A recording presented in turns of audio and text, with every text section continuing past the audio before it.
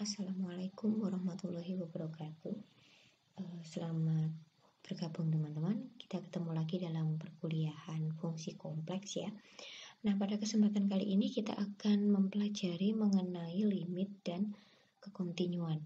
Nah, di sini ada beberapa hal yang nanti diharapkan dapat teman-teman capai ketika mempelajari materi ini atau setelah mempelajari materi ini.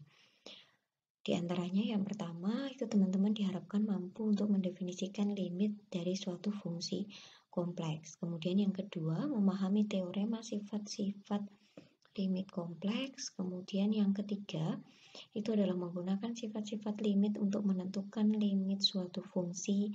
Yang keempat, memahami definisi kekontinuan suatu fungsi kompleks. Dan yang terakhir adalah menguji kekontinuan fungsi di satu titik tertentu. Nah, coba kita langsung saja ya. Sebelum masuk ke limit kompleks, gitu kita ingat kembali konsep mengenai limit real atau limit dari fungsi yang bernilai real. Jadi bilangan L ini ya, itu dikatakan limit dari fungsi f untuk x menuju x0 jika untuk setiap epsilon positif terdapat delta positif sedemikian sehingga jarak antara fx min L atau jarak antara fx dengan L itu kurang dari epsilon ketika apa? Jarak antara x dengan x0 itu terletak di antara 0 sampai dengan delta. Ya.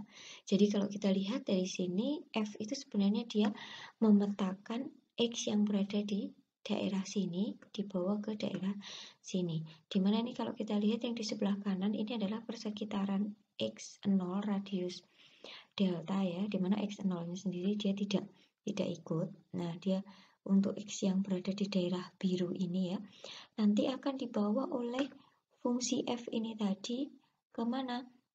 Ke daerah yang sini tadi. Ini di mana?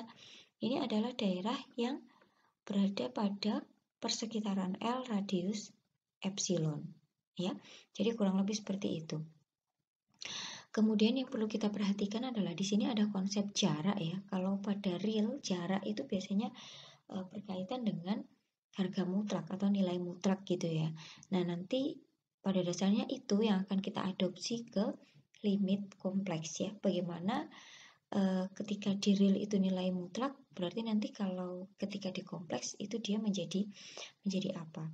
Nah, selanjutnya coba kita masuk ke definisi dari limit fungsi kompleks. Jadi di sini misalkan diketahui f itu fungsi kompleks, dia terdefinisi pada persekitaran terhapus z0, kemudian misalkan L itu adalah bilangan kompleks. Limit dari fungsi f ketika z menuju z0 itu ada dan sama dengan L, itu ditulis dengan seperti ini. Limit dari fz untuk z mendekati z0 itu sama dengan L. Definisinya bagaimana? Untuk setiap epsilon positif terdapat delta positif sedemikian sehingga ini adalah modulus ya. Kalau dalam kompleks, modulus dari fz min L kurang dari epsilon ketika modulus z min z0 itu lebih dari 0 kurang dari delta. Jadi z yang berada pada persekitaran terhapus z0 ini ya dengan radius delta nanti akan dibawa f ke persekitaran ini, persekitaran L radius epsilon. Coba kita lihat. Nah, di sini ini adalah persekitaran terhapus dari z0 radius delta ya. Jadi di situ tuh sebenarnya adalah ini ilustrasi dari 0 kurang dari z min z0 begini ya, kurang dari delta. Itu ilustrasinya seperti ini. Nah, ini dibawa oleh fungsi kompleks f dibawa ke fz min L itu kurang dari epsilon. Daerahnya mana? Ini yang berada pada arsiran abu-abu yang di dalam ini. Ya. Oke, jadi kurang lebih seperti itu kalau kita melihat dari sisi geometrisnya. Ya. Sekarang coba kita lanjut. Nah, di sini kita berbicara mengenai eksistensi limit. Sebelum masuk ke eksistensi limit kompleks, kita ingat kembali eksistensi limit pada limit real. Ya, kita ingat kembali bahwasanya ketika saya punya limit dari fx gitu ya. Untuk x menuju x0 itu saya misalkan L gitu ya. Ini kan teman-teman pasti ingat ada istilah limit kiri dan juga limit kanan gitu ya. Jadi x mendekati x0 dari kanan, ini syaratnya adalah sama dengan limit dari fx untuk x mendekati x0 dari kiri, di mana nilainya adalah L. Jadi itu limitnya itu sama dengan L jika apa? Jika limit kiri dan limit kanannya itu ada dan nilainya dia sama. Nah, ini kalau kita lihat ini adalah sebenarnya ini ilustrasi dari fungsi cabang ya. Coba kita lihat di sini, ini adalah contoh saja. Ilustrasi dari fungsi cabang itu fx, di mana x-nya bernilai x kuadrat untuk x kurang dari 0 dan bernilai x min 1 ketika x-nya dia lebih dari sama dengan 0.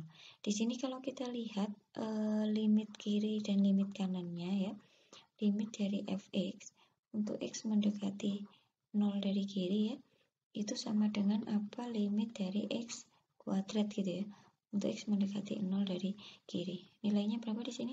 Nilainya adalah 0. Ya, ini terlihat bahwa dari kiri ini kurva ini semakin lama semakin ke kanan dia mendekati 0 di sini. Selanjutnya bagaimana dengan limit kanannya? Di sini ketika saya punya limit dari fx gitu ya, untuk x mendekati x0 dari ini mendekati 0 dari kanan gitu ya. Ini kan sama dengan limit dari apa? X min 1 untuk x mendekati 0 dari kanan. Nilainya berapa? Kalau kita masukkan nilainya adalah min 1. Kalau teman-teman perhatikan, ini ketika mendekati 0 dari kanan, dia nilainya semakin mendekati berapa? Min 1. Artinya apa? Ternyata ini 0, di sini min 1. Dia tidak sama. Karena tidak sama artinya apa? Limit dari fx-nya ya, untuk x mendekati 0, dia tidak ada ya.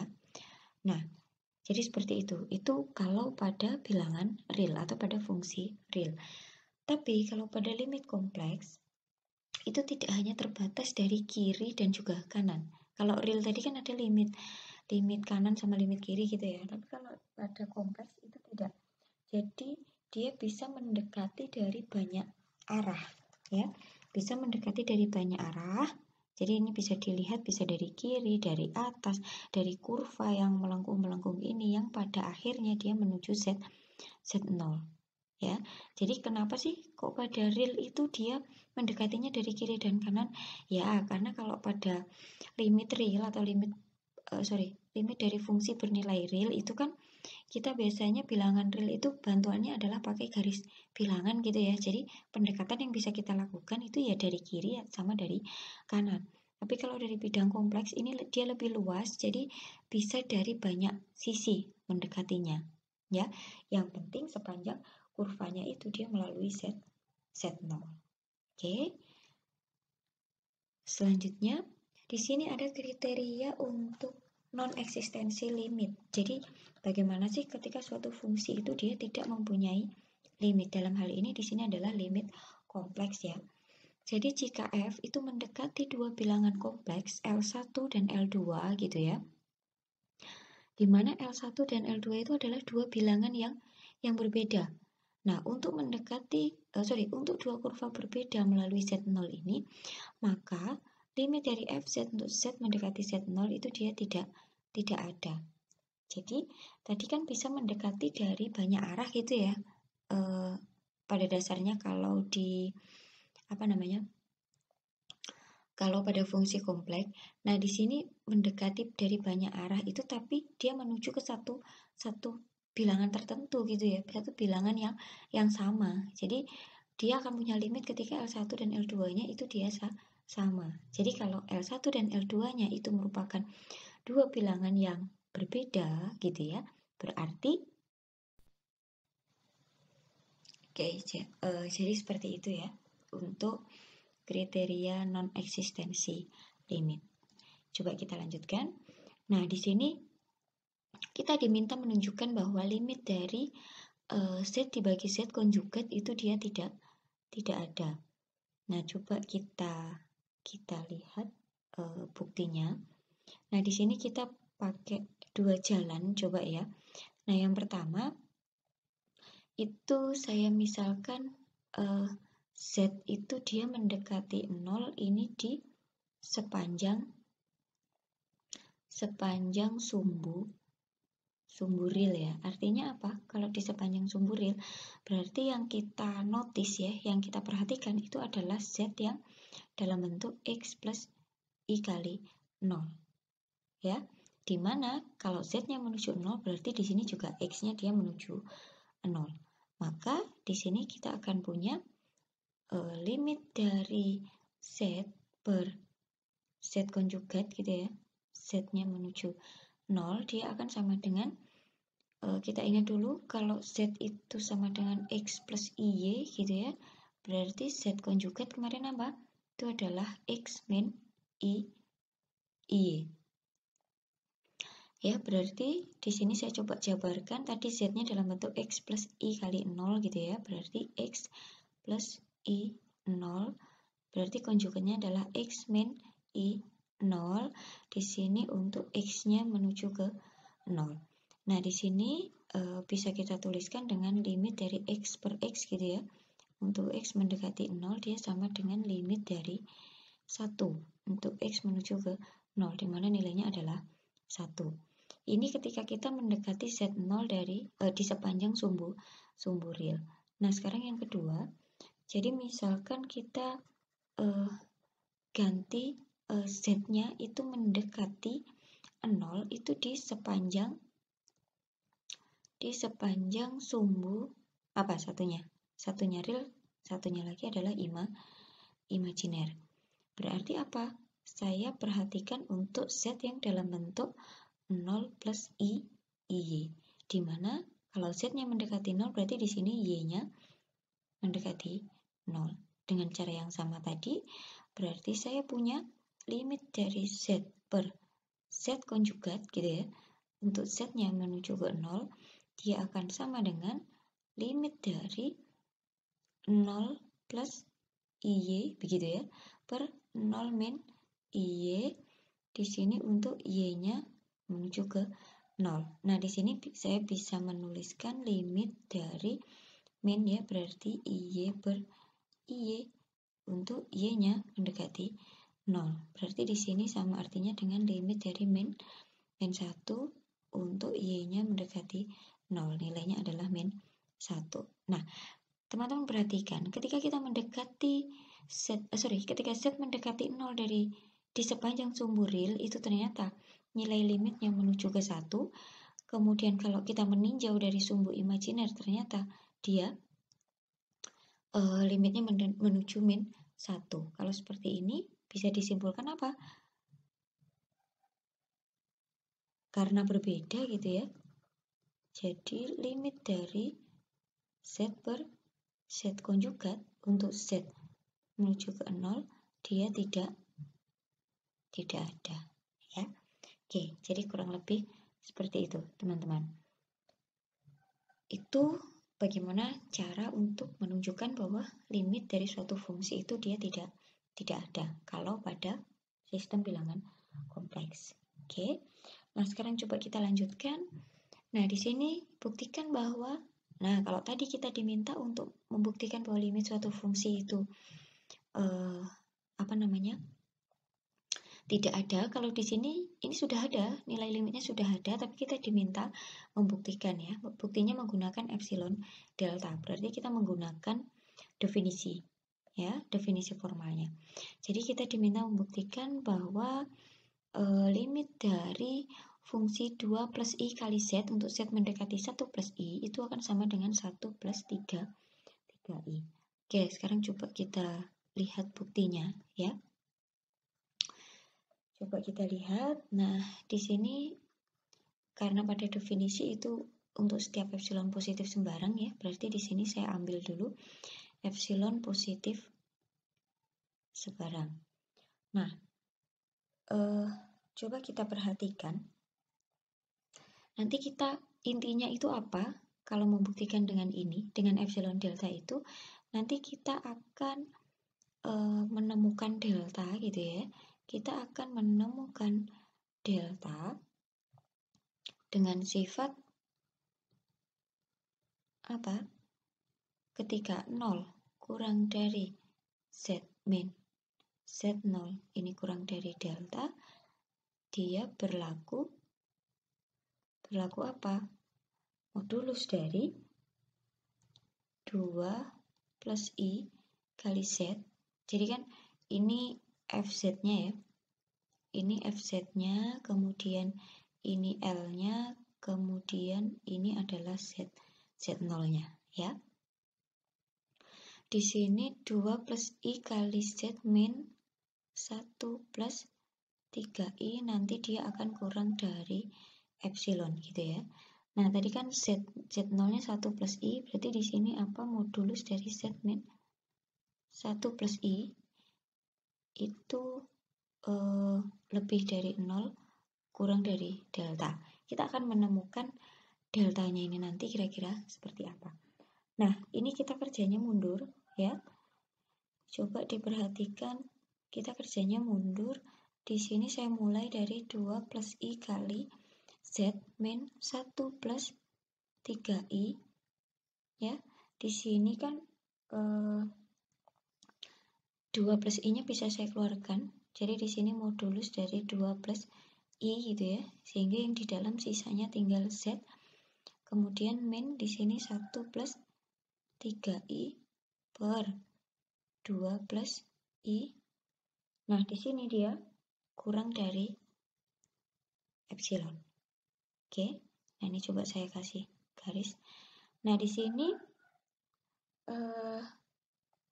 coba kita lihat ya. Coba kita lihat gitu. Bahwasanya modulus dari 2 plus I itu tidak lain adalah berapa? Akar dari 2 kuadrat plus 1 kuadrat ya. Atau akar dari 5. Kemudian 1 plus 3I per 2 plus I gitu ya. Itu kita cari berarti kita kalikan dengan konjugatnya ya. 2 min I per 2 min I. Nah, ini kalau kita lihat, coba teman-teman perhatikan di sini hasilnya berapa? Di sini ada 1 kali 2 berarti 2 ya. Kemudian min I plus berapa ini? 6I ya, plus 6I. Kemudian di sini berarti plus 3 ya. Kemudian di sini per 4 berarti I kali min I berarti di sini plus 1. Dimana ini tidak lain adalah 5 plus 5I gitu ya, per 5. Atau sama dengan berapa ini? 1 plus I gitu ya. Nah, berarti bentuk ini tadi ya, ini akan menjadi, ini saya tulis saja di sini maka gitu ya. Berarti di sini saya punya ini tadi kan akar 5, berarti saya punya di sini akar 5, kemudian di sini Z min di sini adalah 1 plus I gitu ya. Di sini dia harusnya kurang dari epsilon, sehingga saya punya di sini Z min 1 plus I itu kurang dari epsilon per akar 5. Nah, jadi kalau diperhatikan ya, di sini kan ini mirip dengan yang ini tadi.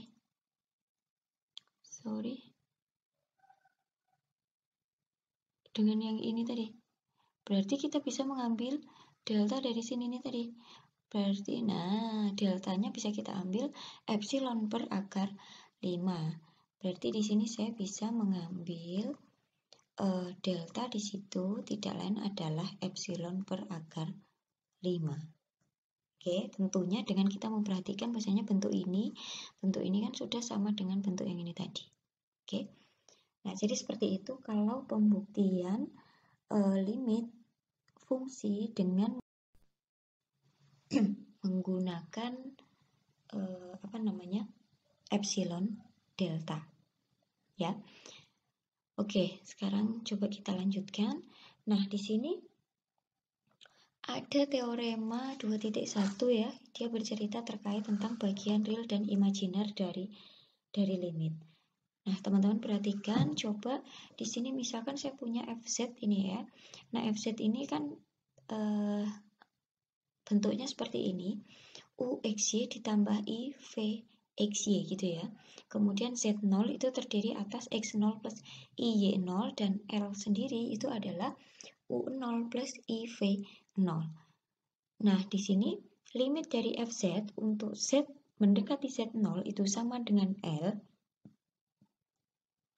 jika dan hanya jika apa?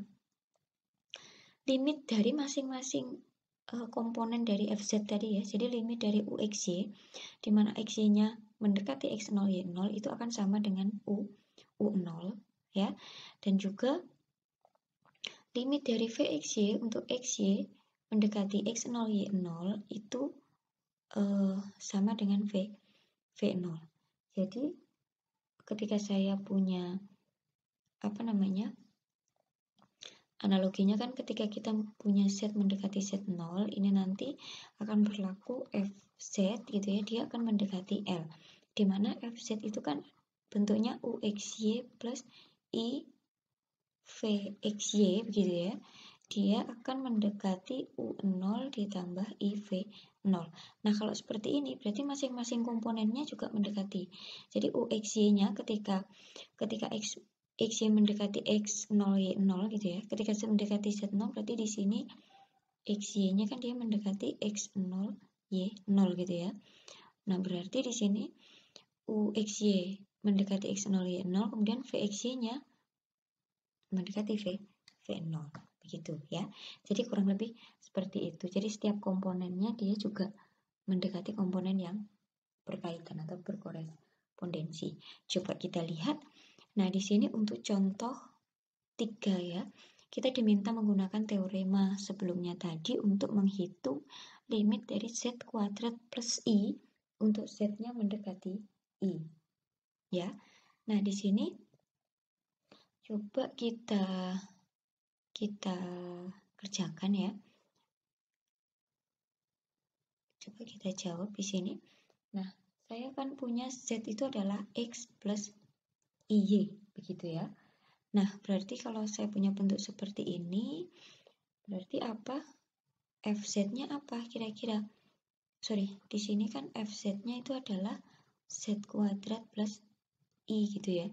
Berarti di sini saya punya X plus IY, ini kuadrat, di sini plus I. Ini hasilnya apa?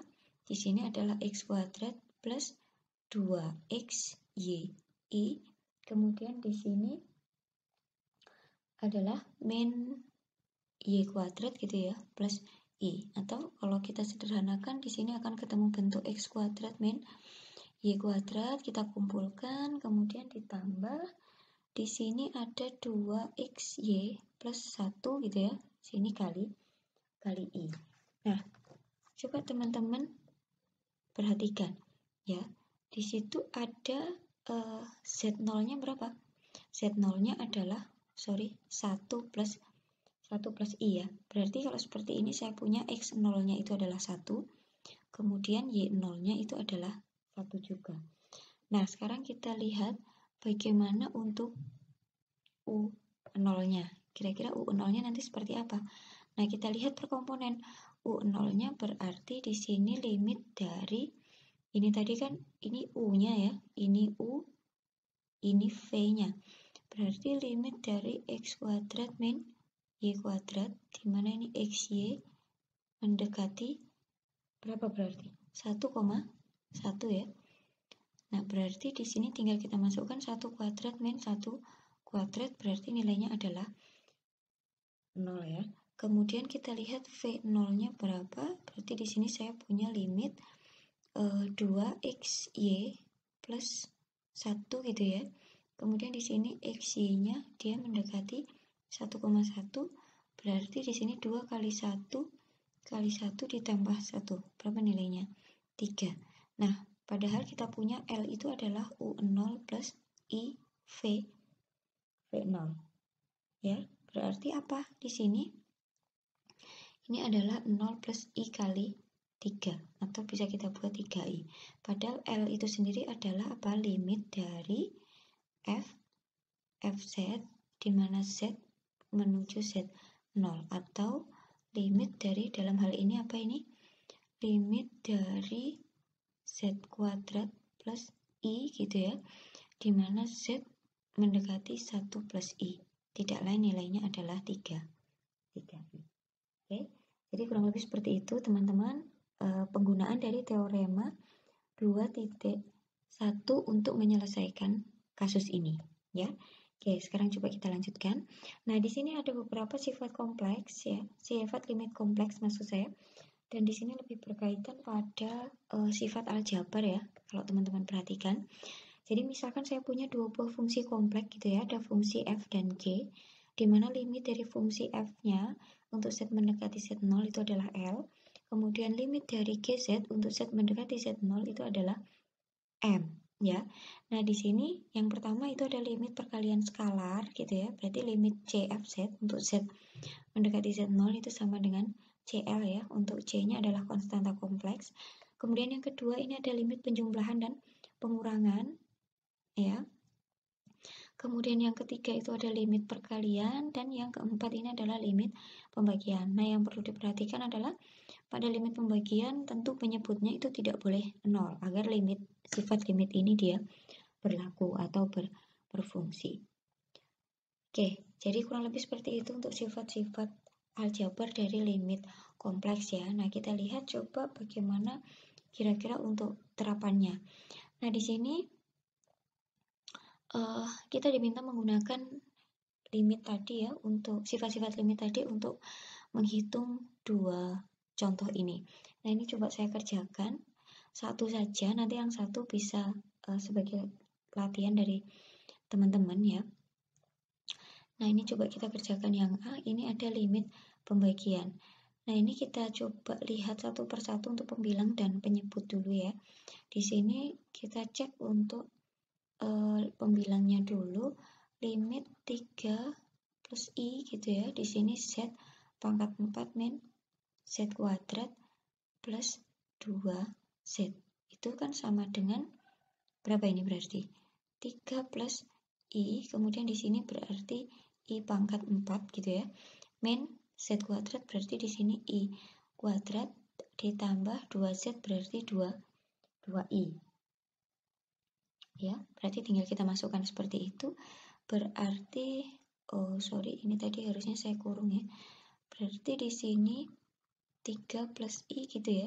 Kemudian I pangkat 4 itu berapa? Min 1 kali min 1 berarti di sini kali 1 ya. Dikurangi I kuadrat itu berapa? Min 1 berarti di sini ya. Sini min 1. Kemudian di sini ditambah 2I ya. Berarti apa di sini? 3 plus I, kemudian di sini plus 1 plus 2I. Berarti sama dengan ini 2I. Berapa ini? 4 ya. 4 plus 3I. Nah, sekarang kita lihat penyebutnya berapa? Berarti di sini limit dari Z plus 1 ya. Untuk Z mendekati I. Berarti di sini adalah langsung aja berarti I plus 1. Begitu ya. Berarti di sini nilainya adalah 4 plus 3I per I plus 1. Jadi ini adalah nilai limitnya. Oke, nanti yang poin B monggo teman-teman bisa mencoba sendiri.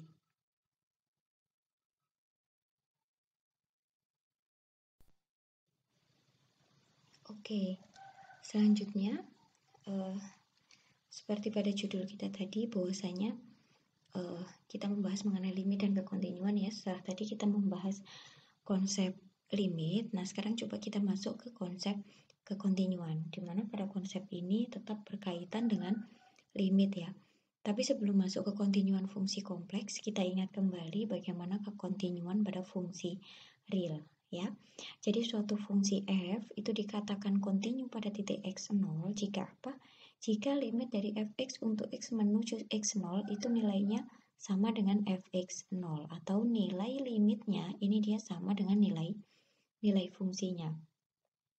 Oke, kalau secara ilustrasi grafis gitu ya. Jadi kalau kita visualisasikan ketika suatu fungsi itu dia kontinu, itu artinya grafiknya apa ya, nyambung terus istilahnya, dia tidak terputus ya. Kalau secara visualisasi grafis seperti itu. Nah, kira-kira bagaimana kalau pada fungsi kompleks gitu ya, definisi formalnya.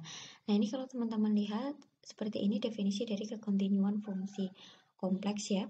Jadi suatu fungsi kompleks f itu kontinu pada titik z0 jika apa? Sama ternyata ya.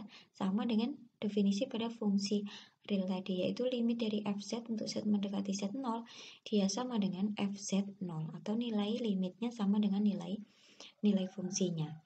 Nah, dengan definisi yang seperti itu tadi ya, yang seperti ini tadi, ini ada beberapa kriteria agar suatu fungsi itu kontinu pada suatu titik ya. Apa kriterianya? Ada 3 ini. Yang pertama itu adalah limit dari fz atau z mendekati z0-nya dia ada, atau di sini ada juga yang mengenal nilai limitnya itu ada ya. Jadi nilai limitnya dia ada. Kemudian yang kedua, f terdefinisi pada z0 atau bisa kita bilang nilai fungsinya dia ada. Dan yang terakhir ya, ketika yang pertama nilai limitnya ada, yang kedua nilai fungsinya ada, itu nilai limit itu sama dengan nilai fungsi. Jadi itu kriteria dari kekontinuan suatu fungsi pada suatu titik ya. Oke, nah sekarang coba kita lihat, kita gunakan kriteria itu tadi ya untuk menentukan apakah suatu fungsi itu kontinu pada suatu titik atau tidak. Dalam hal ini fungsinya adalah fz sama dengan z kuadrat min iz plus 2, kemudian titik z0-nya adalah 1 min i ya. Coba kita coba menjawab. Berarti yang pertama coba kita lihat nilai fungsinya dulu atau fz0-nya. Berarti bagaimana? Di sini 1 min i kuadrat gitu ya. Min i kali 1 min i ditambah 2. Oke. Di sini berapa nilainya? Coba teman-teman hitung. Berarti nanti akan ketemu di sini 1 min 3i. Nanti coba teman-teman jabarkan. Nah, kemudian di sini ada limit dari fz ya untuk z mendekati z0, atau saya punya limit dari z kuadrat min iz plus 2, di sini z mendekati 1 min i. Ya, berapa di sini nilainya? Sama dengan yang di atas tadi atau yang di sini? Coba kita bongkar ya. Berarti 1 min i sekaligus menjawab yang atas tadi. Min i kali 1 min i, kemudian di sini plus 2. Berarti di sini berapa? 1 min 2i, kemudian di sini min 1 ya. Di sini min 1, kemudian di sini min i, kemudian di sini ada lagi min 1 berarti ya. Kemudian di sini plus 2. Nah, ini min 1, 2, ini habis. Berarti nilainya adalah 1 min 3i. Nah, dari sini ada nilai limitnya, dia sama dengan nilai fungsi ya. Jadi limit dari ini tadi fz ya. Fz untuk z mendekati z0 dia sama dengan fz0. Berarti apa? Fz ini tadi ya, fz ini dia kontinu di mana? Di sini, di z0. Oke. Nah, sekarang coba kita lanjutkan. Di sini ada kekontinuan fungsi real ya. Kalau dulu kita ingat gitu ya. Suatu fungsi kontinu pada titik x0, y0 itu artinya apa? Jika limit dari fxy gitu ya, dimana xy konvergen ke xy mendekati x0 y0, maka fx0 y0. Di sini fungsinya multivariabel gitu ya, ada dua variabel di sini. Jadi ketika x-nya mendekati x0, y-nya mendekati y0, atau xy mendekati x0 y0 gitu ya, nanti fungsinya menjadi seperti ini hasilnya, fx0, y0. Nah, ini juga diadopsi atau berlaku juga pada fungsi kompleks ya. Jadi bagian real dan bagian imajiner dari fungsi kompleks. Jadi misalkan fz itu adalah ux y ditambah i vxy gitu ya, dan z0 nya itu adalah x0 plus y0 gitu. F kontinu di titik z0 jika dan hanya jika apa? U dan V nya dia juga kontinu di titik x0 y0. Jadi setiap komponennya ya, setiap komponennya itu dia juga kontinu pada titik x0, y0. Mirip dengan yang pada kasus limit tadi ya. Nah, di sini kita diminta menggunakan teorema tadi untuk menunjukkan bahwa fz sama dengan konjugat z itu kontinu pada seluruh himpunan bilangan kompleks atau himpunan seluruh bilangan kompleks ya. Oke, sekarang coba kita lihat di sini. Coba kita buktikan ya. Kita punya z itu misalkan x plus y gitu ya. Berarti fz-nya yang tidak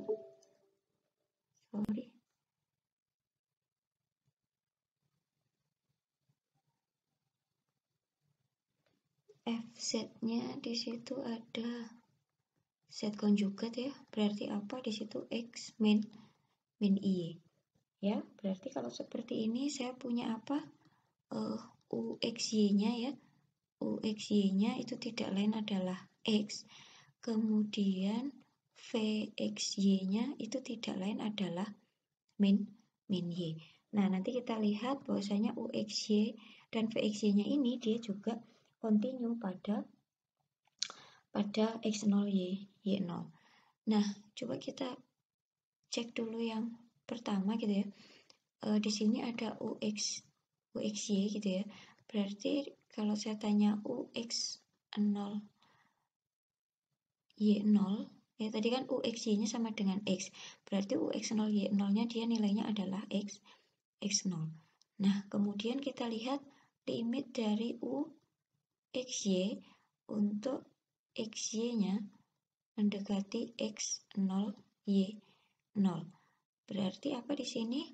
Limit dari apa ya sebenarnya? Ini xy x0 y0 gitu ya. uxy-nya tadi apa? Di sini x ya. Limit dari itu berarti nilainya adalah x0.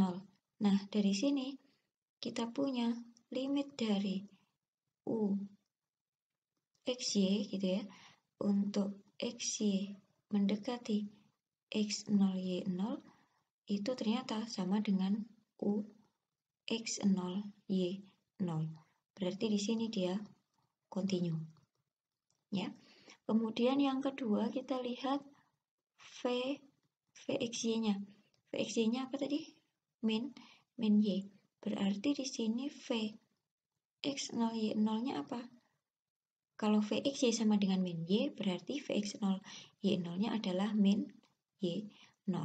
Oke, kemudian kita lihat bagaimana limit dari vxy untuk xy mendekati x0 y0. Berarti ini sama artinya dengan limit min y gitu ya, dimana di sini xy-nya mendekati x0 y0, yaitu tidak lain adalah min y0. Nah, sama seperti tadi, ternyata limit dari vxy gitu ya untuk xy mendekati x0 dia sama dengan vx0 y0. Berarti kalau seperti ini berarti dia kontinu ya. Nah, karena setiap komponennya dia kontinu, berarti apa? Fz sama dengan z konjugat itu dia merupakan fungsi yang kontinu pada himpunan seluruh bilangan kompleks. Oke, coba kita lanjutkan. Nah, di sini ada sifat dari fungsi kontinu ya. Jadi jika saya punya dua buah fungsi kontinu, katakanlah f dan g gitu ya, pada titik z0, maka fungsi berikut kontinu pada titik z0. Jadi di sini ada perkalian skalar, kemudian penjumlahan, pengurangan, kemudian juga ada perkalian fungsi, dan juga ada pembagian. Jadi kalau dua buah fungsi itu kontinu, f dan g kontinu, berarti cf ini juga dia juga kontinu, f plus g juga kontinu, f min g juga kontinu, f kali g juga kontinu, f dibagi g dia juga kontinu. Nah, yang perlu diperhatikan untuk kasus pembagian, penyebutnya dia tidak boleh sama dengan 0 ya. Oke, terakhir ini pada teorema 2.5 gitu ya, ada kekontinuan dari fungsi polinom ya, atau polinomial. Nah, di sini fungsi polinomial kontinu, fungsi polinom itu dia kontinu pada seluruh bidang kompleks ya. Ini ada beberapa fungsi yang dia kontinu sebenarnya. Nah, salah satunya itu ada fungsi polinom ya. Kemudian yang kedua itu ada fungsi rasional ya. Jadi fungsi rasional itu juga kontinu pada domainnya ya, pada domain di mana dia didefinisikan. Oke, saya rasa untuk yang ini teman-teman bisa eksplor sendiri nanti. Jadi kurang lebih seperti itu teman-teman untuk materi limit dan kekontinuan. Oke, saya rasa cukup untuk materi kita pada kesempatan kali ini. Saya ucapkan terima kasih atas perhatian teman-teman dan mohon maaf jika ada hal-hal yang kurang berkenan. Saya ucapkan terima kasih sekali lagi. Saya akhiri. Wassalamualaikum warahmatullahi wabarakatuh.